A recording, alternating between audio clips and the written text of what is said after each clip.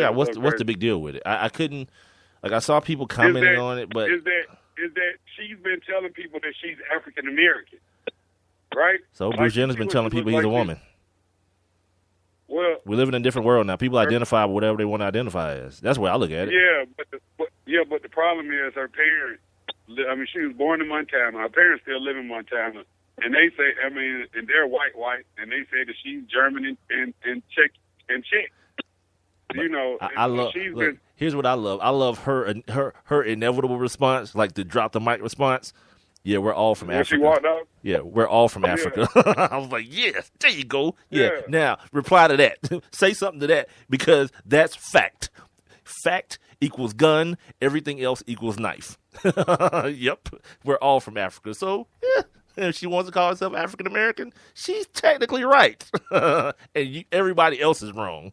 Like I can't find that ounce of whatever it is and everyone else that makes them care about stuff like that. Because here's the thing: in the past, it happened in the opposite way. Remember, we would say, or black people would say, you can pass because somebody was extremely light skinned and they were able to pass as white back in the day. Yeah, now it's just the other way around. I don't know why anybody who's white would choose to be black, but whatever. To each his own. She even but she even got the little perm so she can have the little nappy hair look. You know, I'm looking at some pictures of her now. She got the little Shanae braids going in her head, and once again, like, she was really Bruce Jenner got breast implants. You know what I mean? Like she tried really hard. I mean, and it worked. They said for 37 years, like she been telling people, you know, here that she was African American. You know, I guess so she left Montana. You know. Yeah, I think that's kind of like I think that's like living in Georgia, dude. Like if you live in Georgia for long enough, you're a Georgian. If you've been an N-word for 30 years, welcome to the club, ma'am. Miss, what's her name? I mean, she read Rachel. Rachel, yeah. Welcome to the club, Rachel. If you've been black for 30 years and no one said anything till now, yeah.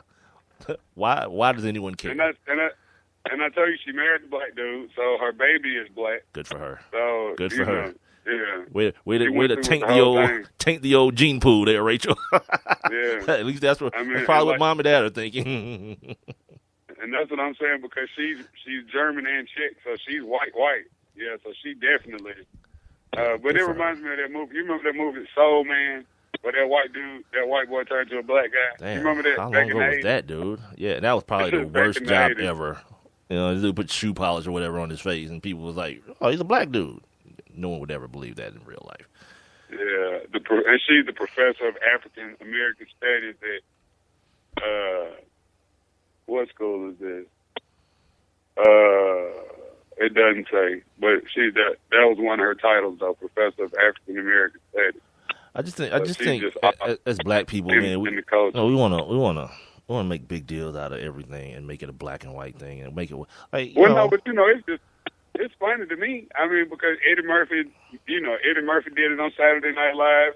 We seen Dave Chappelle do it, on his show. I mean, I think, for me, I think, it's just kind of funny to me that she got away with it for so long. Well, you keep saying got away with it. Like, it's not a crime. She didn't get away with something. Well, I'm saying it's not a crime, but I'm just saying the fact that she was able to pass and nobody, like, everybody was like, okay, she's just a light-skinned sister. Why not?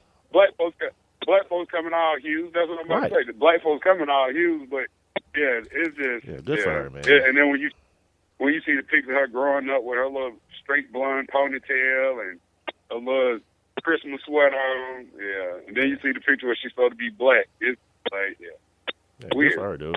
Good for her. Let me be white for 48 hours. I'm taking the opportunity immediately. No questions asked. I'm probably gonna want to come back eventually. 37 years. Well, I mean, if she did it for 48 hours, it's like, yeah, this feel pretty good, Got black dudes looking at my booty, people assuming that I can dance, all the stereotypes. Yeah, whatever. She took the good ones and the bad ones. It's like we all do, right? Black guys got huge packages, and then all black guys are criminals. You got to take the good and the bad, right? You're gonna take the one stereotype that your junk is huge. You got to take the other one that you're probably a gang member. Whatever, dude. Yeah. Or you don't have a daddy. Or you don't have a daddy. Right. You never knew your daddy or something like that. Good stereotypes and bad ones. All black people can dance. Good stereotype. But they sell crack. What I said, right? Bad. She went to Howard, too. She graduated from Howard. So she really went through the whole process. Another thing that I call stupid. In 2015, we still have historically black colleges. Get the hell out of here. That's ridiculous. Just be a college. What is this? Just be a college. And then somebody comes out and says that, and see, you turning on your people. We've had this conversation before, so we won't go back down that road. How much time we got? We got 25 minutes left. This list came out. This Forbes list came out. The Forbes highest paid athletes, world's highest paid athletes. Fight of the century. Well, it's about the basketball players. It talks about the basketball players that are on the list. We all know about the whole Floyd Money Mayweather situation. But LeBron James is number 6 on this list. He has $64.8 million salary, in which he gets $20.8 from basketball and endorsements of $44 million. Next down, 7, Kevin Durant. Kobe he's still in the top 10, but he's at number 10. Then you go all the way to 20 before you get to D Rose, and 25 before you get to Carmelo Anthony. Carmelo has a company that he funds startups. I forget the name of the company. It's on this thing. Mellow 7 Tech Partners. No, Mellow 7 Tech is the name of. Or no, Mellow 7 Tech Partners. I'm right. He funds startups in technology and things like that. So you got Dwayne Wade all the way down at 31, and guys like Dwight Howard, who, by the way, is there a story about his baby mama saying that, I guess, the 10 G's that she gets a month for their one child isn't enough?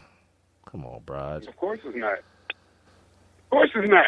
And I've had this conversation with girls that we used to work with at the other spot, man, and I don't know what in the hell makes a female think that one child, even 2, let's go for the gusto, 2, is worth 10 G's a month.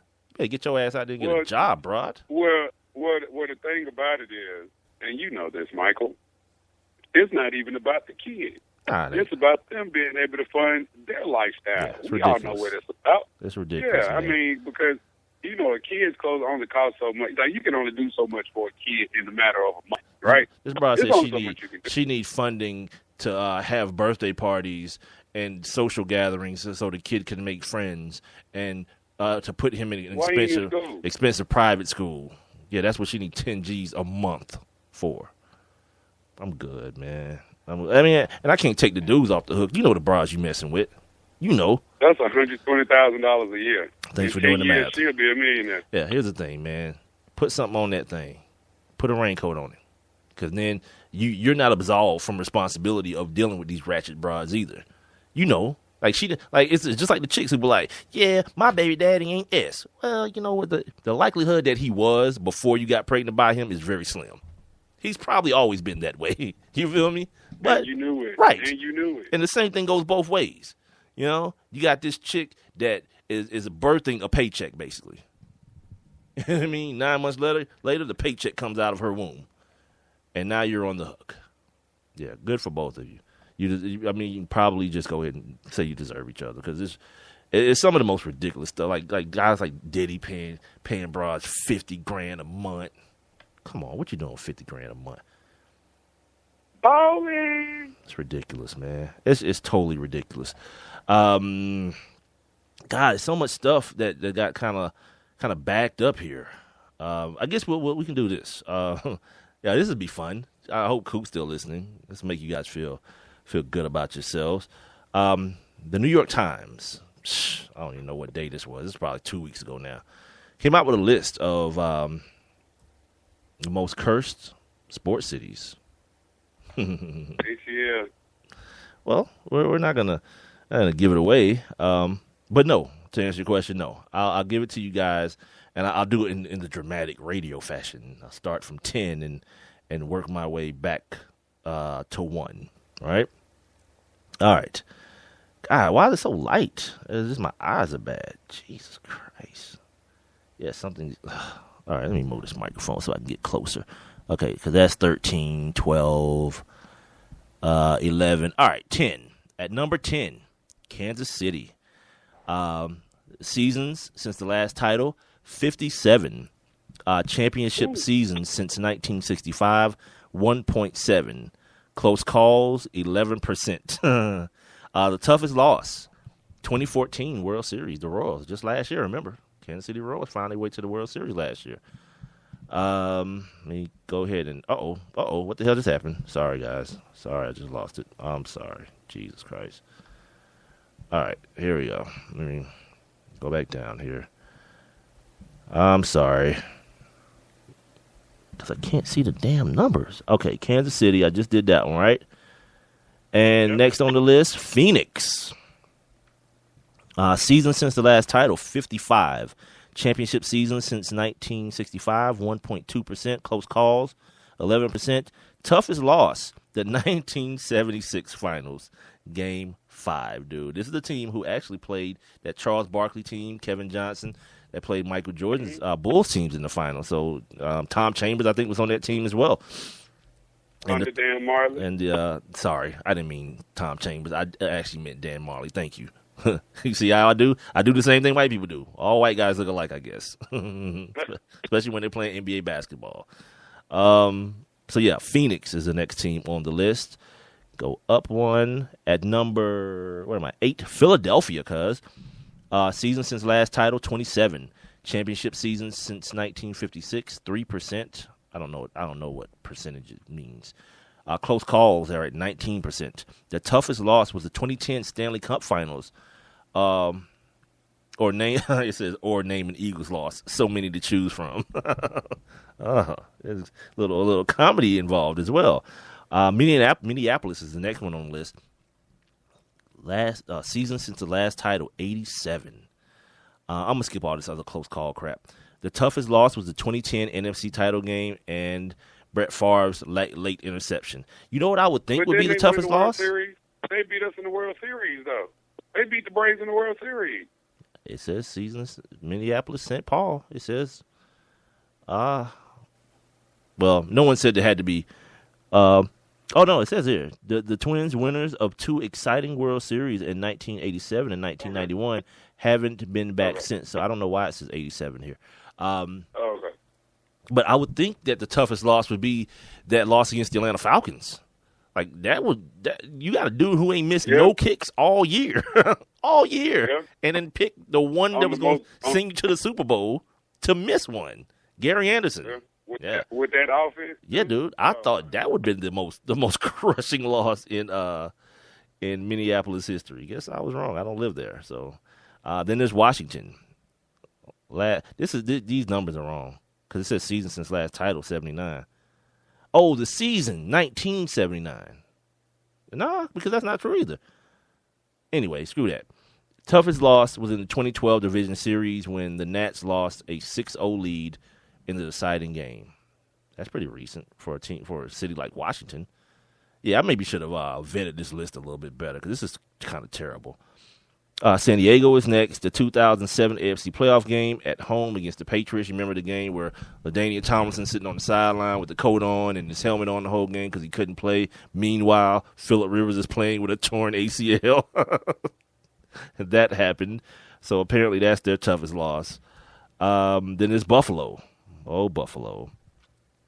Of course, the 1991 Super Bowl, wide right. Scott Norwood. Yeah. Toughest loss for them. I understand now why it says 101 seasons, because it's taking all the sports into consideration. Like it would be the Buffalo Sabres season, it would be the Bills season, every team season. Okay. Now, okay, I understand now.